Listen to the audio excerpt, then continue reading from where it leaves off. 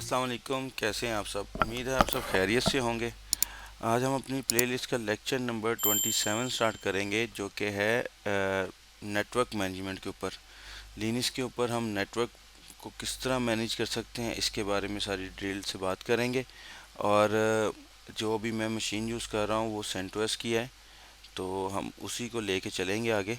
और इसमें मैं आपको बताऊंगा कि भी इसका आईपी किस तरह चेक किया जाता है, और इसके आईपी के ऊपर जो आईपी लिस्ट शो होगी उसमें देखेंगे कि भी ये स्टैटिक आईपी है या डायनेमिक आईपी है, और डायनेमिक आईपी कहाँ से असाइन होता है, और उसके बाद इसको स्टैटिक आईपी भी दे के देखेंगे। लेकिन इससे पहले हम लोग, क्योंकि वीएमवेयर की मशीन को वीएमवेयर वर्क स्टेशन यूज़ कर रहे हैं, जो कि एक सॉफ्टवेयर है जिसके ऊपर हमने लिनक्स का एक आईओएस रन करके इसको इंस्टॉल किया हुआ है। तो हम सबसे पहले समझ लेते हैं कि भी वीएम वेयर के ऊपर कुछ अडोप्टर्स हैं, नेटवर्क अडोप्टर्स, नेटवर्क मॉडल्स हैं कुछ, वो किस तरह काम करते हैं। जब आप वीएम वेयर बना रहे होते हैं तो उसमें आपको इस चीज़ के ऊपर बड़ी सपोर्ट मिलती है, अगर आप जिस तरह ये काम करना चाहते हैं तो ये चीज़ें आपको बड़ी हेल्पफुल रहेंगी। तो हम सबसे पहले चलते हैं अपने वीएमवेयर मशीन के ऊपर। अगर वीएमवेयर मशीन को देखा जाए तो ये आपकी वीएमवेयर मशीन है। अगर आप इसमें जाएं वीएम के ऊपर, तो ये अभी मेरे पास एक मशीन है, यहाँ पे मल्टीपल मशीन हो सकती हैं। तो हम इसको यहाँ से वीएम को सेलेक्ट करेंगे और सेटिंग के ऊपर जाके आप देखिएगा नेटवर्क अडॉप्टर के ऊपर आएंगे। नेटवर्क अडॉप्टर के ऊपर जाने के बाद आपको ये नेटवर्क कनेक्शंस की कुछ टाइप्स नज़र आ रही हैं, जिसमें से मेजर टाइप जो है ब्रिज्ड है, नेट है, होस्ट ओनली है, कस्टमाइज है, लैन है। तो ये चीज़ें हैं जो कि आपकी मशीन को डिसाइड करने में हेल्प करती है कि भी हमने जो आईपी लेना है वो कहाँ से हमें आईपी मिलेगा। राउटर से लेना है, डीएचसीपी अपना इंटरनली लेना है, या नेटवर्क इंटरनेट से कनेक्ट करना है या नहीं करना है, इसके बारे में ये सारी चीज़ें आपको बता देती है at the time of start. तो हम यहाँ से पहले शुरू कर लेते हैं। अगर आप देखें तो हमारा सबसे पहले यहाँ पे कनेक्शन है नेट के ऊपर। अगर नेट के ऊपर देखा जाए तो नेट एक ऐसा नेटवर्क है जिसमें आप वीएम पर इंटरनेट यूज़ करते हैं, पर होस्ट के थ्रू। आपका जो होस्ट कंप्यूटर है या लैपटॉप है, उसके थ्रू हम इंटरनेट एक्सेस कर सकते हैं। अगर आप, यानी कि अभी जो मैंने नेटवर्क कनेक्शन सेलेक्ट किया हुआ है वो नेट सेलेक्ट किया हुआ है, इसका मतलब है कि भी अगर मैंने कोई इंटरनेट एक्सेस करना है या कोई पैकेज इंस्टॉल करना है तो वो इंटरनेट के थ्रू इंस्टॉल होगा। तो उसको एक्सेस डायरेक्ट नहीं मिलेगी राउटर की हमारे, वो होस्ट मशीन से इंटरनेट को एक्सेस लेगा।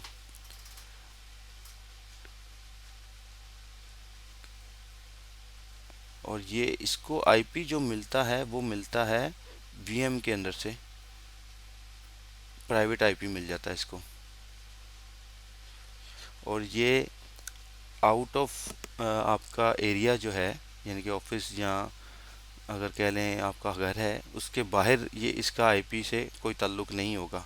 मतलब कि ये इनविजिबल होगा, विजिबल होगा, उसके लिए विजिबल नहीं होगा आपकी आउटसाइड वर्ल्ड के लिए। नेट जो नेटवर्क है वो आपका नेट इंटरनेट एक्सेस करेगा होस्ट मशीन के थ्रू, और इसको जो आईपी असाइन होगा वो होस्ट मशीन का प्राइवेट आईपी, वीएम का प्राइवेट आईपी असाइन होगा। और इसको आप किसी और कंप्यूटर से इसके आईपी को एक्सेस नहीं कर सकते, इवन के आप जब तक पोर्ट फॉरवर्डिंग नहीं करेंगे। इसके एडवांटेज क्या है, ये सिक्योर होता है और ये इजी टू सेटअप होता है, इसमें कोई इशू नहीं होता, और इंटरनेट वर्कली करता है। मतलब कि इंटरनेट की सेटिंग भी नहीं आपको करनी पड़ती, खुद ब खुद इसमें इंटरनेट की सेटिंग कंप्लीट हो जाती है और आप इंटरनेट इस्तेमाल कर सकते हैं। ये लैन, और इसमें आप लैन जो है वीएम को अगर आप लैन कार्ड के साथ कनेक्ट करते हैं वायर के साथ, तो उसको सेक्स नहीं कर पाता। और ये सर्वर होस्टिंग के लिए बेस्ट नहीं होता, होस्टिंग वगैरह करवाते हैं ना हम उसके लिए। और अगर हम बात करें ब्रिज की, तो ब्रिज जो मॉड्यूल है उसमें क्या होता है कि आपका जो होस्ट मशीन के ऊपर हम वीएम वर्क स्टेशन इंस्टॉल करके वीएम बनाते हैं, और अगर ब्रिज कनेक्शन को एक्टिव करते हैं तो ये डायरेक्टली कनेक्ट होता है आपके राउटर के साथ। आपका जो भी राउटर है ऑफिस में या घर में, ये आईपी डायरेक्ट असाइन करता है इसको राउटर। क्योंकि आप अगर देखा जाए तो आपके ऑफिस में या घर में जो भी आपका राउटर होगा, सब डिवाइसेस को एक सेपरेटली आईपी असाइन होता है। तो ये वीएम के ऊपर रन मशीन कर रहे हैं, होस्ट मशीन हमारी है एक, उसको बाईपास करता हुआ राउटर के थ्रू आईपी असाइन करेगा इसको, और यानी कि ये डायरेक्ट कनेक्ट होगा हमारे राउटर के साथ, और ये विजिबल होगा सबके लिए, और आप इसको इजीली कनेक्ट कर पाएंगे कहीं से भी।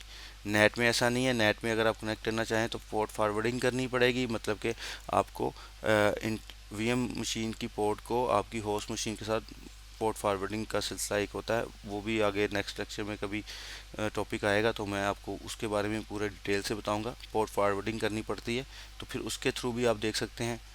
तो ब्रिज का तो ये हो गया। और अब तीसरा आ जाए होस्ट ओनली।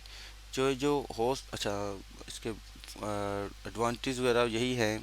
अच्छा, होस्ट ओनली में चले जाते हैं। होस्ट ओनली जो है ये पूरा आइसोलेटेड होता है, इसमें आप नेट नहीं यूज़ कर सकते, और ये सिर्फ होस्ट और वीएम कम्युनिकेशन के लिए यूज़ होता है। मतलब कि आप होस्ट से कोई चीज़ वीएम पे करना चाहते हैं या वीएम से होस्ट पे, सिर्फ उसके लिए एक्सेस किया जाता है इसको। इसमें इंटरनेट एक्सेस नहीं होती।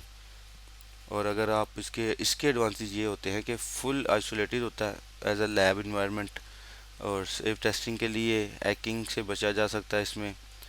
और लेकिन अगर देखा जाए तो ये किसी काम का नहीं है। अगर आपने अपने लिए कोई सिक्योर प्रोजेक्ट कर रहे हैं तो फिर उसके लिए ठीक रहता है ये काम। ये तीन चीज़ें तो मेजर हैं। और ये कस्टमाइज में अगर आप क्लिक करें तो यहाँ पे आपको डिफरेंट वीएम के नेटवर्क मॉड्यूल मिलते हैं, जिसमें आगे नेट और टाइप्स लिखा हुआ है, आप इसमें से कौन सा सेलेक्ट करना चाहते हैं। तो ये कोई इतना ख़ास नहीं है, ये तीन के ऊपर ही मेजर पॉइंट थे, और इसी की बेस पे आपका इंटरनेट चलता है वीएम के ऊपर। एक दफ़ा फिर से रिपीट कर लेते हैं। ब्रिज जो है बाईपास कर देता है आपकी होस्ट मशीन को, और आईपी आपको मिलता है राउटर के थ्रू। और नेट जो है ये आपकी कम्युनिकेशन करता है होस्ट के साथ, और इंटरनेट भी असेस करता है होस्ट के थ्रू। इसके लिए पोर्ट फॉरवर्डिंग की जाती है, जो कि जब हम सेटअप करते हैं तो ऑटोमेटिकली हो जाती है। और जो होस्ट ओनली है, इसमें आपको सिर्फ और सिर्फ होस्ट मशीन और वीएम मशीन के थ्रू ही कम्युनिकेशन होती है, इसमें आपको इंटरनेट एक्सेस नहीं मिलती। चलें अब बात करते हैं अपने लिनक्स के ऊपर। और ये मैंने VMware को एक्सेस कर लिया है। तो सबसे पहले तो आपको पता होना चाहिए कि आपके आईपी कौन सा है। नेटवर्क मैनेजमेंट करने के लिए आपको पता तो होना चाहिए आपके पास नेटवर्क कौन से हैं, नेटवर्क इंटरफेस कौन सा है। तो उसके लिए हम सबसे पहले क्या करते हैं, हम लोग सबसे पहले कमांड चलाते हैं IP स्पेस A की। इसमें आप अगर देखें तो आपको आईपीस वगैरह यहाँ पे नज़र आएंगे। इसको थोड़ा सा डिटेल से देख लेते हैं। ये जो आपको फर्स्ट नेटवर्क इंटरफेस नज़र आ रहा है, ये LO, इसका मतलब है लूप बैक। ये क्या करता है, ये मशीन के इंटरनली कम्युनिकेशन के लिए यूज़ होता है। ये जो लूप बैक अक्सर आपने देखा होगा, कभी इंजनएक्स की प्रॉक्सी को भी हम इसमें यूज़ करते हैं। ये अगर आप कभी यूज़ करेंगे तो। अच्छा, और ये सिर्फ इंटरनली कम्युनिकेशन के लिए यूज़ होता है, और इसको स्टैटिक है कि डायनेमिक, ये अगर आप देखें ये 100% आईपी यही होता है। कोई भी मशीन आप ले लेंगे उसका लूप बैक आईपी जो है वो ये फिक्स होता है। वैसे आपको मैं बता दूं कि ये जो आपको लाइन नज़र आ रही है वैलिडिटी लेफ़्ट, यहाँ पे लिखा हुआ है फॉर एवर, और परफॉर्म प्रेफर प्रेफर्ड जो है लेफ़्ट, ये भी फॉर एवर। यानी कि ये फॉर एवर का मतलब है आपका जो आईपी है ये, इन शॉर्ट कह लें कि ये स्टैटिक आईपी है, ये नहीं चेंज होगा यहाँ से लूप बैक की कंडीशन में। जो किसी भी फ्लेवर का आप लिनक्स इंस्टॉल कर लें उसमें ये फिक्स होगा। और अगर अब हम बात करें दूसरे इंटरफेस की, तो ये हमारा फिज़िकल नेटवर्क इंटरफेस है जिसका नाम है ENS160। और ये हमारा समझ लें वो इंटरनेट कार्ड होता है जिसे कह लें। नेटवर्क कार्ड होता है, ये वो है, और उसकी ये आईडी ये है, इंटरफेस नेम ये है। और इसमें अगर आप देखें तो हमारे पास आईपी हमें जो असाइन हुआ है IPv4, IPv4 होता है ये, और ये IPv4 हमारे पास ये असाइन हुआ है।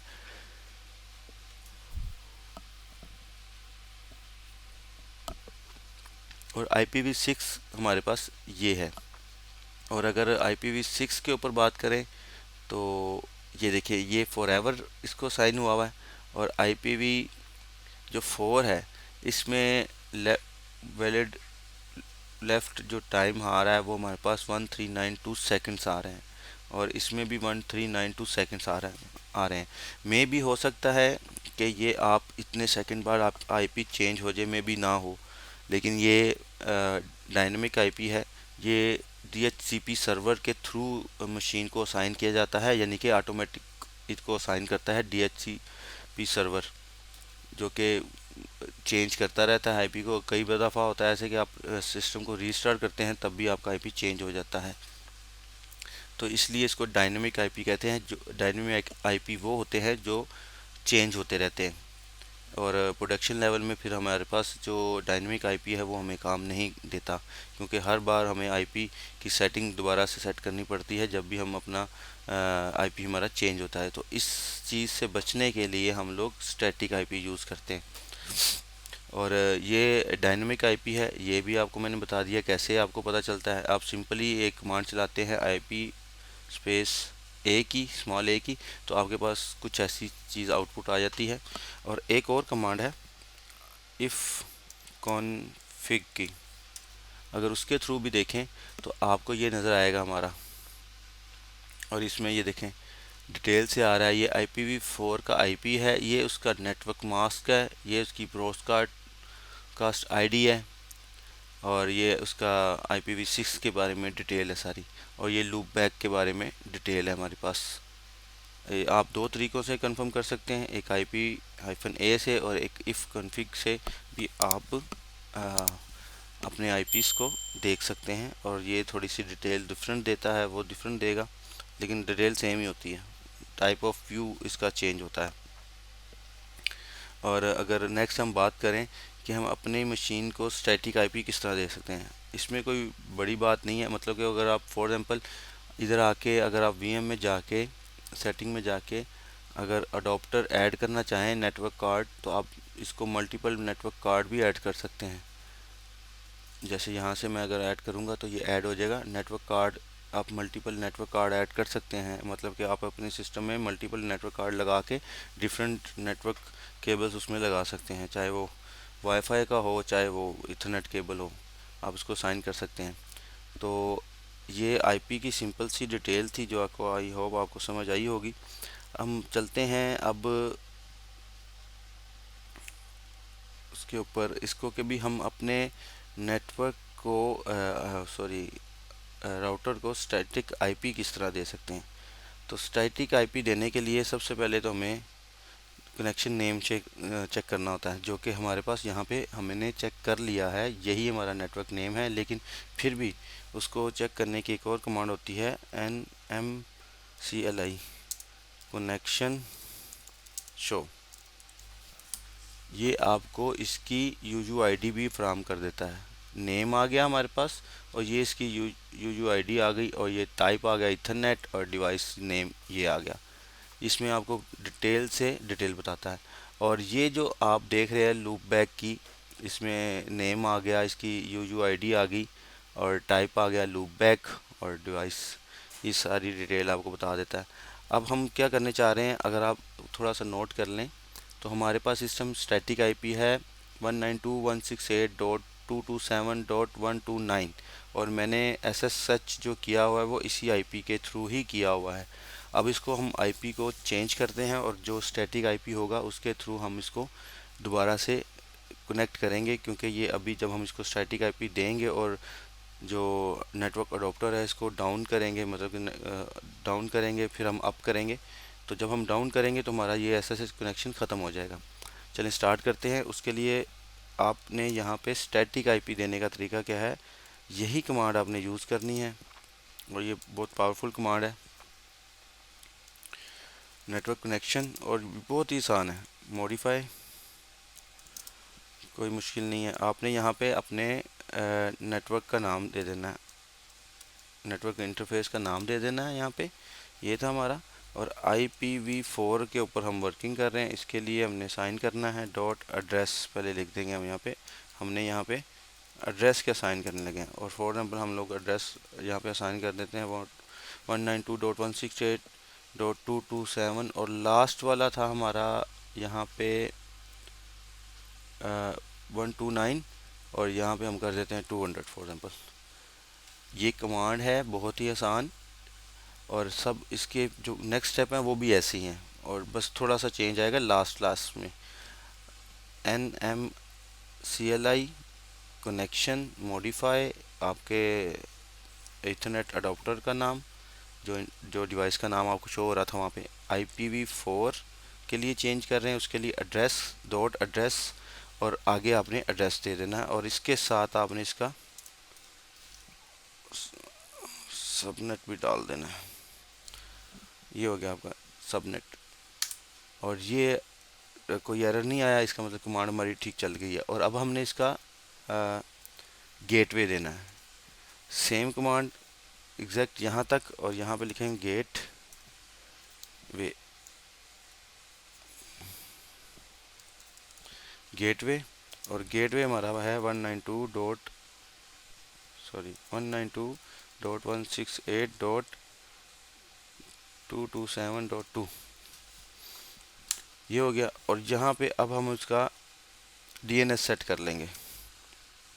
आई होप कि आपको ये IP एड्रेस और गेटवे और DNS के बारे में इंफॉर्मेशन होगी। अगर नहीं है तो फिर आपके लिए थोड़ा सा मुश्किल होगा, और इसको समझना अब बेहतर यही होगा कि अगर आप ये लेक्चर लेने के बाद IP एड्रेसेस के बारे में थोड़ा सा रीड आउट करें, और उसमें आपको गेटवे क्या होता है, IP एड्रेस क्या होते हैं, IP एड्रेस की कितनी क्लासेस होती हैं ABC, और उसमें होस्ट कितने होते हैं, नेटवर्क कितने होते हैं, वो सारी चीज़ें आपको पता चलेंगी। बाय द वे अभी हमने DNS सेट किया है चेक करने के लिए, और ये DNS भी आपको पता होगा ये किस चीज़ का है, ये गूगल का DNS IP है। और अब हम एक लास्ट स्टेप करेंगे इसमें, इसको क्या करेंगे, IPv4 को मेथड जो हमने करना है वो करना है मैनुअल। मैनुअल क्यों कर रहे हैं, क्योंकि DHCP के थ्रू अगर IP जो हमें मिलेगा ऑटो, अगर इसको मेथड को ऑटो कर दें तो DHCP के थ्रू हमें IP मिलेगा, और वो IP डायनामिक रहता है। मैनुअल हमने इसलिए किया कि हम इसको स्टैटिक IP दे रहे हैं, तो इसको भी एंट्री कर देते हैं। और अब क्या करेंगे, हम इस अपने नेटवर्क को डाउन करेंगे, पहले डाउन की कमांड यूज़ करेंगे, और ये डाउन 160, और अभी ये डाउन करूँगा तो ये मेरा यहाँ से SSH कनेक्शन ख़त्म हो जाएगा, क्योंकि वो इथरनेट के थ्रू, इंटरनेट के थ्रू ही कनेक्ट है। तो यहाँ पे अगर डाउन की कमांड अब मैं चलाने लगा हूँ तो ये इंटरनेट कनेक्शन यहाँ से चला जाएगा, डाउन की कमांड रन कर देगी, और वो अडोप्टर को ऑफ करेगा, डाउन कर देगा, और एक किस्म का ऑफ कर देगा, तो उसकी वजह से हमारा ये SSH कनेक्शन ख़त्म हो जाएगा। ये देखिएगा थोड़ी देर बाद आपको यहाँ पे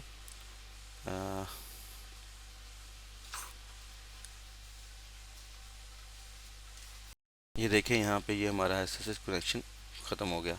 और अगर हम इसको दोबारा से कनेक्ट करने की कोशिश करेंगे तो ये हमें अब कोई एक्सेस नहीं देगा, क्योंकि एक तो हमारा नेटवर्क अडाप्टर डाउन है, और दूसरा ये कि हमारा IP चेंज हो चुका है। अच्छा फॉर एग्जांपल अभी आप नहीं किया हमने, तो हमारा IP स्टैटिक वाले को कनेक्शन करके देखते हैं कि इसके बारे में क्या कहता है। और ये भी अभी कनेक्ट नहीं होगा क्योंकि हमारा नेटवर्क डाउन है, यानी कि बंद किया हुआ है नेटवर्क, तो वो IP किस तरह एक्सेस करेगा। तो इसके लिए क्या करना पड़ेगा हमें, हम VMware के ऊपर जाएंगे, और अभी आपको मैं ये भी बता देता हूँ कि रियल प्रोटेक्शन में आपने इसको किस तरह करना है, क्योंकि अगर आपके पास कनेक्शन डाउन हो गया तो उसको एक्टिव कैसे करेंगे ये भी मैं आपको बता देता हूँ। लेकिन सबसे पहले मैं यहाँ से आपको करके दिखा देता हूँ, उसके बाद बात करते हैं रियल प्रोटेक्शन के ऊपर। तो यहाँ पे जाके हमने पहले टर्मिनल ओपन करना है, और टर्मिनल ओपन के लिए हमने इसको पहले रूट परमिशन होनी चाहिए। अगर रूट परमिशन नहीं होगी तो ये काम नहीं करेगा। और स्विच यूज़र हाइफन 2 3, ये देखें हम लोग स्विच कर गए हैं अपने रूट यूज़र के ऊपर, और हमने यहाँ पे कमांड चलानी है अब वही सेम वाली NMCLI कनेक्शन, यहाँ पे अप यूज़ करेंगे और अप के बाद ENS160, ये हमारा कनेक्शन को अप कर देगा। और ये आप देखें कनेक्शन सक्सेसफुली एक्टिवेट, ठीक है जी, ये एक्टिवेट हो गया यहाँ पे। और अब अगर हम यहाँ पे जाके स्क्रीन को क्लियर करते हैं और यहाँ पे जाके अब इस IP के थ्रू अगर एक्सेस करेंगे तो इसको एक्सेस होना चाहिए। इसको एक्सेस करने से पहले हम यहाँ पे चेक भी तो कर लेना हमारा IP है क्या।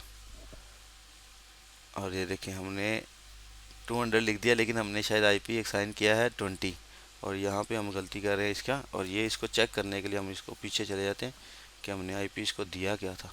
और ये देखें हमने यहाँ पे IP इसको 20 दिया था, 200 नहीं दिया था, तो इस वजह से ये काम नहीं कर रहा। अब ये काम करेगा और यहाँ पे रिक्वायरमेंट मांग रहा है येस की और पासवर्ड होगा। और ये देखें मेरा ये लॉगिन हो गया है, ठीक है जी। और इसके लिए इफ़ कॉन्फ़िग अगर आप देखें आप, तो इसमें हमारा IP स्टैटिक है, और स्टैटिक के IP के लिए हमारे पास कैसे पता चलेगा ये स्टैटिक IP है, उसके लिए हम इस अंदर देख लेते हैं। और ये हमारा स्टैटिक IP और इसका टाइम देखें फॉरएवर आ रहा है, ठीक है। और ये हमारा वैसे कनेक्शन हो गया है। और अगर हम पिंग करें 8.8.8.8 को, तो अब यहाँ से रिस्पांस भी हमें प्रॉपर मिलेगा, क्योंकि DNS हमने ये सेट किया था, तो आपको यहाँ से रिस्पांस मिलेगा। इस तरह आप अपने सिस्टम में जब VMware क्रिएट करेंगे तो आपको नेटवर्क अडोप्टर्स के बारे में इंफॉर्मेशन मिलेगी कि आप कौन सा नेटवर्क अडोप्टर यूज़ करना चाहते हैं, किस तरह का मॉडल यूज़ करना चाहते हैं, और IP आप किस तरह देख सकते हैं अपने सिस्टम के ऊपर, लिनक्स के ऊपर।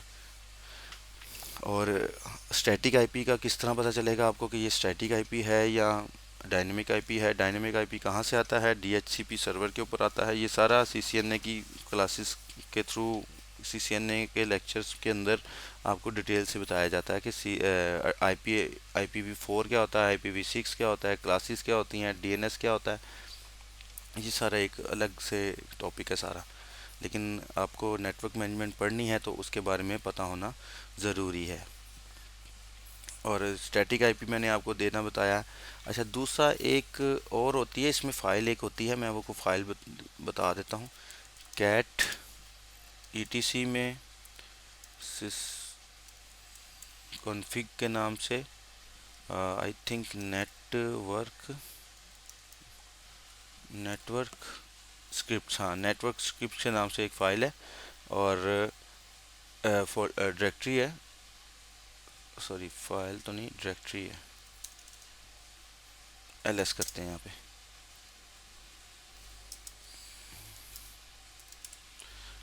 ये जो है आपका, ये देखें आपका ये आपके जो अडोप्टर है उसी के नाम से एक फ़ाइल पड़ी हुई है यहाँ पे, देख रहे हैं, ये फ़ाइल है आपकी, यहाँ से पता चल रहा होगा आपको। तो इसके अंदर आपकी नेटवर्क अडोप्टर की सारी स्क्रिप्ट लिखी होती है जब आपने स्क्रिप्ट के थ्रू काम करना होता है। फॉर एग्जांपल अगर मैं इसको ओपन करूँ, अब इसको ओपन ही कर लेते हैं, क्या नाम है, इफ़ CF, ये वाली हमारी स्क्रिप्ट फाइल है। इसको हम एक दफ़ा ओपन करके देखते हैं इसमें क्या पड़ा हुआ है। तो इसमें हमारे पास एड्रेस ये पड़ा हुआ है, और ये गेटवे पड़ा हुआ है, हमारे पास DNS पड़ा हुआ है। अगर हम इसके थ्रू चाहें तो इसके थ्रू भी कर सकते हैं। तो इसके थ्रू करने के लिए हमें क्या करना पड़ेगा, इस फाइल को एडिट करना पड़ेगा, और नैनो करेंगे, एडिट करेंगे, और हमारे पास यहाँ पे थोड़ा सा चेंज करेंगे, टाइप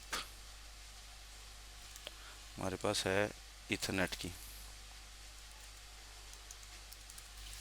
और ये बूट पोर्टो नॉन, ये यही रहेगा।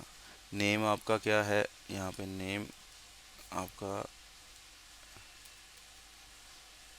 मोस्टली हम लोग इससे से करते नहीं है, वैसे ये मैं बस आपको वैसे ही नॉलेज के लिए बता रहा हूँ। नेम जो है हमारा ENS160 है जी।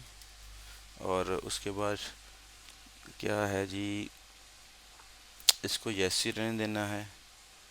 और डिवाइस नेम भी यही है, अगर आप चाहें तो डिवाइस नेम भी लिख सकते हैं, DEVIC device is equal to ENSI160। और ये पोजीशन यस ही रहेगी। और यहाँ पे आप आईडी एड्रेस लिख सकते हैं। फॉर एग्जांपल यहाँ पे मैं लिख देता हूँ 150.150। और यहाँ पे अब इसका गेटवे भी आपने 150 यहाँ पे 2 कर दें आप इसको। और प्रीफिक्स 24 ही रखेंगे हम। और गेटवे, अब ये देखते हैं कि ये हमारे लिए आईपी चेंज कर पाता है कि नहीं। तो इसके लिए इतना ही काफ़ी है। अब हम इसको करते हैं सेव। और अब इसको हमने रन करना है। System CTL restart network.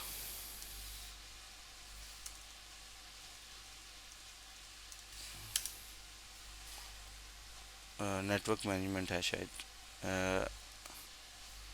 ये इसका है नेटवर्क मैनेजमेंट।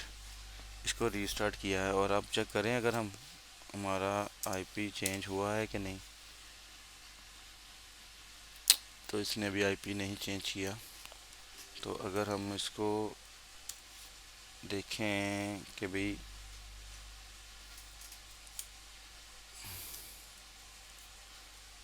अगर हम उसी कमांड के थ्रू इसको डाउन और अप करेंगे तो ये फिर इसमें चेंज हो जाएगा। लेकिन मोस्टली हम लोग जो कर रहे होते हैं ना स्टैटिक आईपी, वो हम लोग तो कमांड के थ्रू ही कर रहे होते हैं। और ये देखिए उसने एक नया वो डाल दिया है, उसके अंदर इथरनेट कनेक्शन डाल दिया नया, ये जो भी मैंने फाइल बनाई है। हाँ जी, उसके थ्रू उसने एक नया एक इथरनेट कनेक्शन डाल दिया। उसने इसको न्यू कनेक्शन समझ के डाल दिया। बहरहाल इसको हम कर देते हैं डिलीट, हमें नहीं चाहिए ये, क्योंकि ये सिस्टम के ऊपर काम करना है मैंने।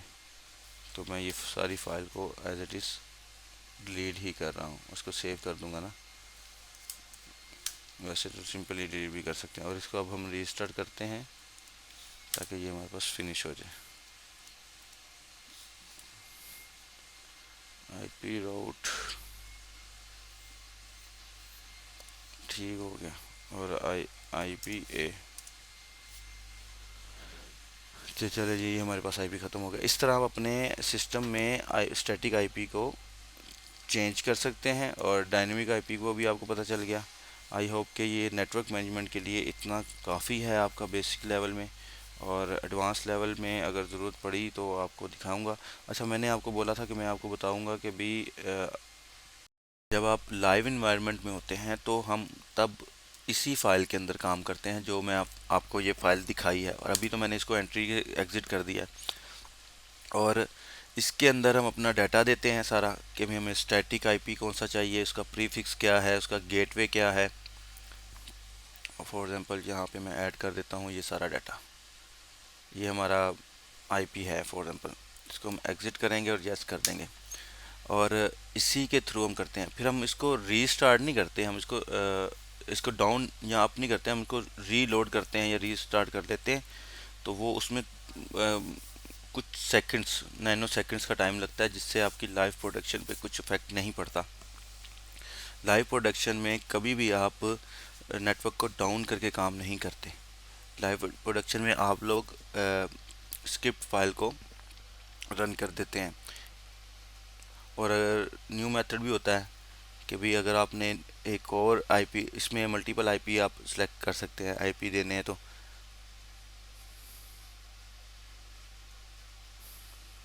अगर आपने रनिंग नेटवर्क को इंस्टेंटली इंस्टेंटली चेंज करना हो तो उसके लिए भी आपको ये बार बार यही काम नहीं करना पड़ता।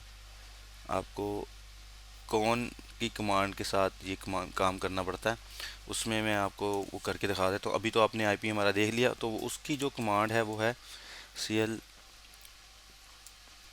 कमांड है। उसमें कौन ऐड टाइप ईथरनेट कौन नेम स्टैटिक, और स्टैटिक के लिए हमारा ये आई वो है नेटवर्क इंटरफेस, और इफ़ नेम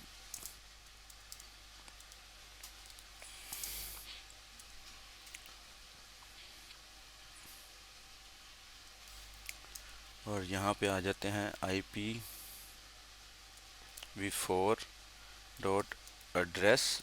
सब कुछ वैसे ही है, उसमें कोई चेंज नहीं है। और आप अपना यहाँ पे आईपी दे दें 192.168.227 डॉट। अब हम यहाँ पे 300 देख लेते, वैसे 20 था, हम 30 करके देख लेते। और ये वो हो गया subnet IPv4 dot gateway 192 dot gateway वही रखते हैं 168 डॉट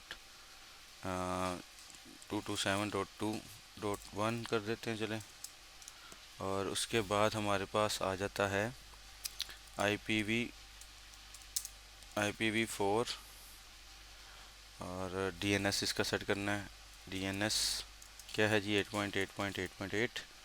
और उसके बाद लास्ट में हम इसको क्या करेंगे IPv4 डॉट मेथड जो है वो हमारा मैनुअल होगा।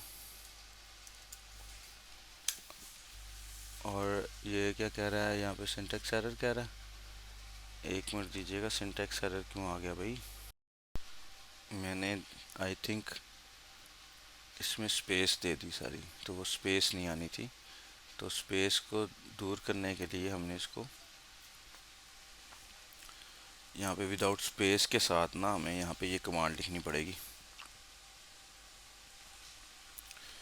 तो इसको रन करेंगे तो ये देखें ये सारी ऐड हो गया।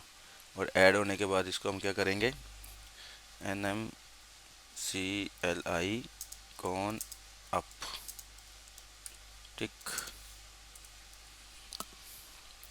क्या नाम है हमारे नेटवर्क का 0।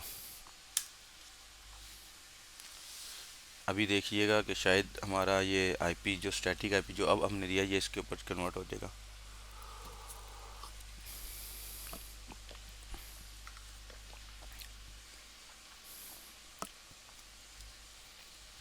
थोड़ा सा टाइम ले सकता है।